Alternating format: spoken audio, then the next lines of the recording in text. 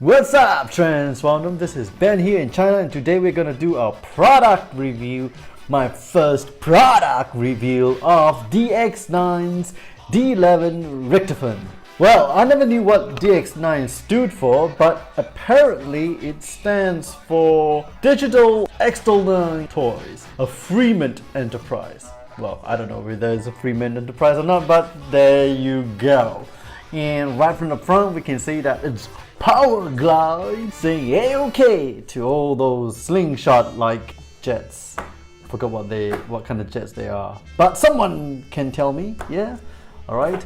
And to the side, you got the Star Spangled Banner. Well, just the star of the American flag.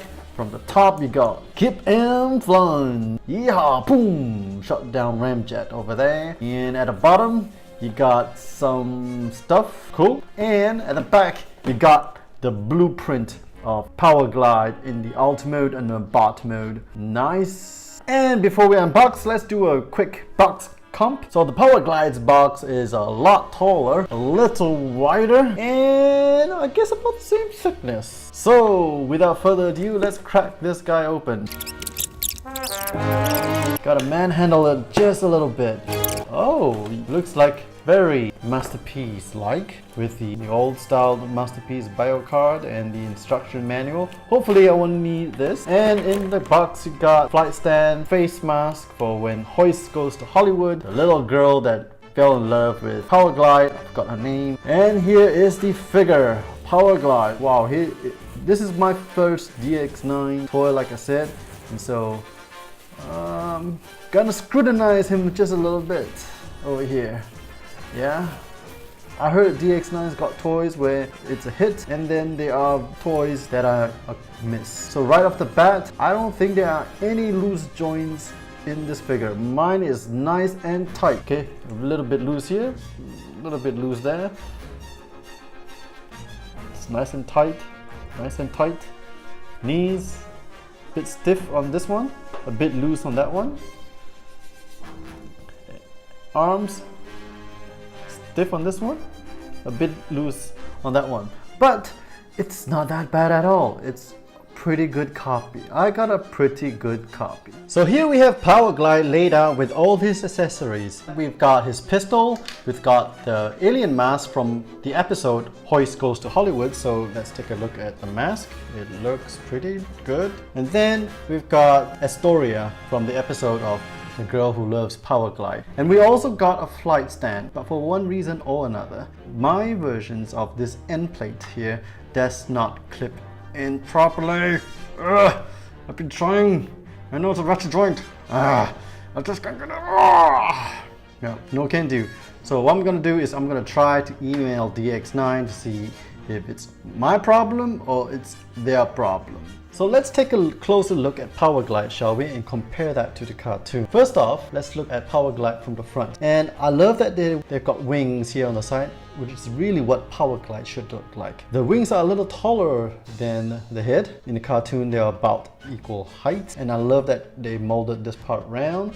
Add a bit of details in here, which is not really necessary, and they painted it silver. In the cartoon, it's mostly beigeish. Some shots, they're a bit silverish. And then in the cartoon, there's a little knot here, a little knob that's like a circle on the biceps. Not here, they just patterned it like that. That's okay. The arms look okay. There's two lines in the cartoon, which is a little bit up towards the upper forearm, but here, because you got a joint area here, so the pattern, the double linings here are lower in the lower forearms.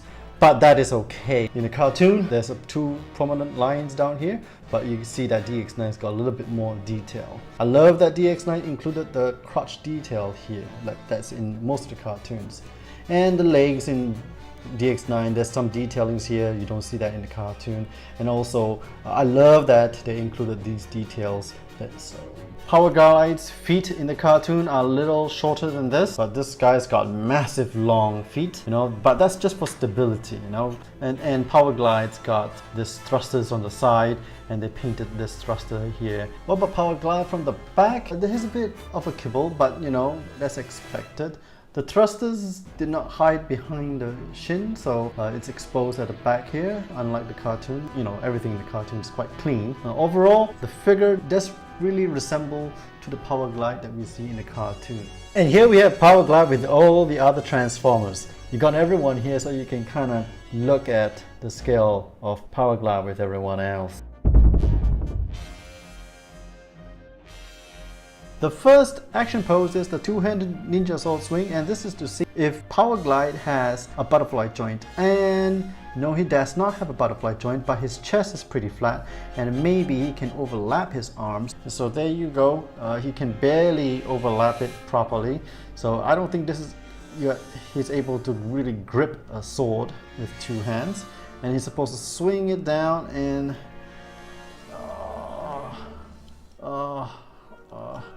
yeah, a bit difficult, I should say. The joints on the wings are floppy, and you see this joint is coming off.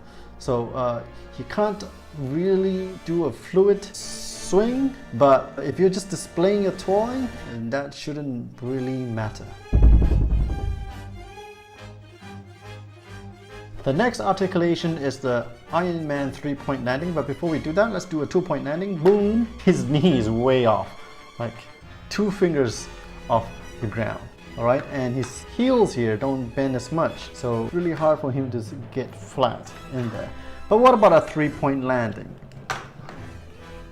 Almost. His head can almost look up, but no, not really.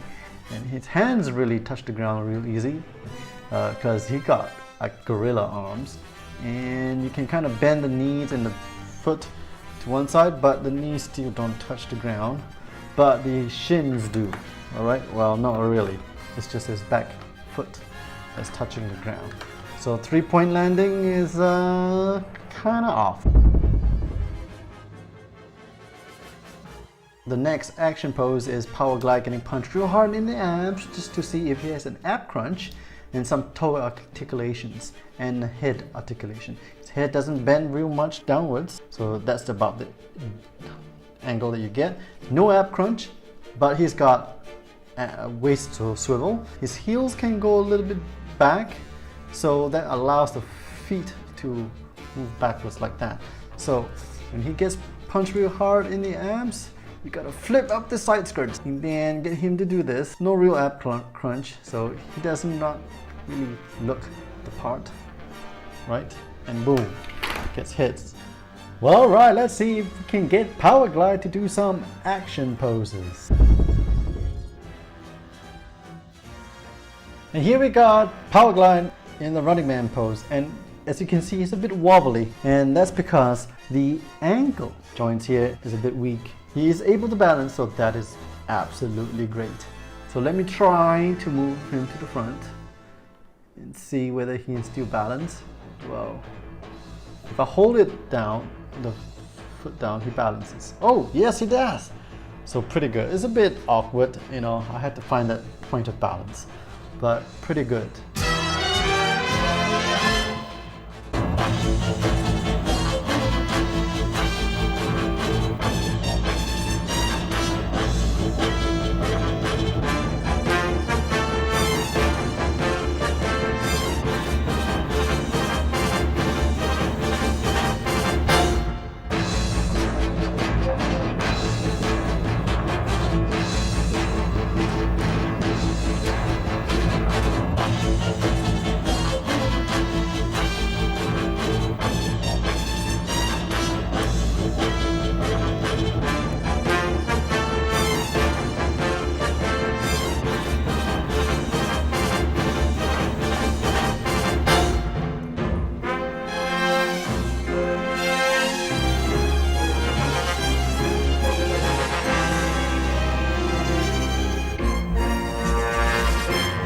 So let's get Powerglide transformed to the alt mode.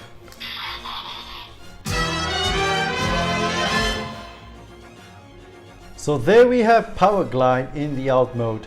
But before we go on with the review of the alt mode, I would just like to say that a massive thank you to DX9 for mailing me the parts. You see, originally I have two of the same size. You see that? Look at the grid patterns. right? They're all pointing and slanting towards the left. So I got the two same size for the rear stabilizers. So they gave me two new legs, which I installed on here, and now the rear stabilizers. So I am massively thankful for that. The second thing they did was they sent me new adapters, but I don't know what to do with it. It fits in well with the flight stand. See? Perfect. But I don't see anything that I can peg it in with. So now let's look at the figure. I love the finish of this figure. The red is smooth and it's shiny and glossy. It really does look quite close to the cartoon source. So let's put the cartoon image here and make some comparisons. Looking at the cartoon image, I would say that even though the silhouette of the toy is really darn close to what we expect or what we remember, but it's not exactly the same. For example, the toy has two extra parts here, and in the cartoon you only have one intake, square intake, but it has these two double parts, and this is because of the bot mode. And then the tip that we have here, it's a little shorter than what we see in the cartoon. The cockpit here looks quite good. Thrusters here looks quite good. The wings here look quite good. Minor detail differences around this area. But overall, with the glaring exception of this portion of the toy, everything looks pretty darn close to the cartoon. So I think this is okay by my book. The toy itself has no real articulation or moving parts. Everything is quite still and stagnant. You have two landing gears and an extra landing gear on the wings so that the plane does not really topple over in altitude. Further ado, let's do some comps. Optimus Prime, Grapple, Ratchet, Blue Streak, Ramjet, Windcharger. So what are my final thoughts on this guy? Let's go through 3 good things about this particular toy and 3 things that could have been improved. The first thing I like about this guy is the finishing in the alt mode. It cleans up pretty well underneath. There is no visible butt syndrome at the bottom, and the plane looks pretty darn cool from all angles. The second thing I like about this guy is that the finishing on this guy is top notch. You got paint all over the place, paint here, paint there, paint there, paint there, there. There's only a few bits and pieces where you don't see paint, like here, a bit on the heels back there.